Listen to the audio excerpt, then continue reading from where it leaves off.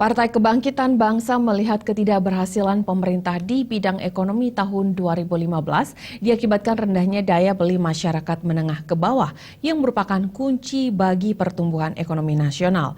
Untuk itu, PKB meminta Presiden tidak menaikkan harga tarif dasar listrik berdaya 400 sampai dengan 900 volt ampere di tahun 2016 agar dapat mengurangi beban hidup rakyat kecil.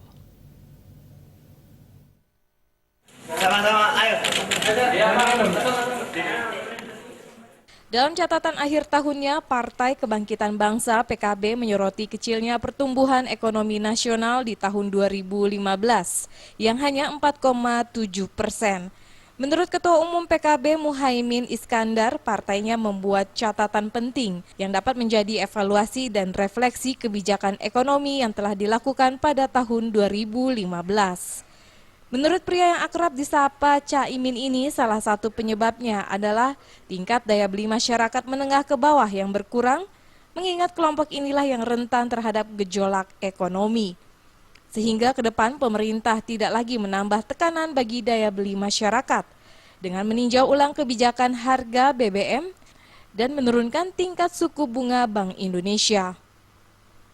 Sebagai masukan untuk pemerintahan di tahun 2016, Caimin juga melarang pemerintah menaikkan harga tarif dasar listrik TDL yang tegangan dayanya 450 sampai 900 volt ampere.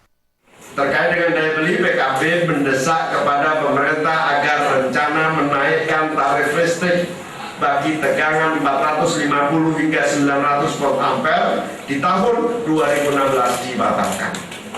Sekali lagi, menaikkan tarif listrik bagi tegangan 450 hingga 900 volt ampere dibatalkan. Bila pemerintah tidak mengandalkan daya internal yaitu menumbuhkan tingkat konsumsi masyarakat menengah ke bawah, PKB memprediksi di tahun 2016 pertumbuhan ekonomi Indonesia hanya akan mencapai 5%.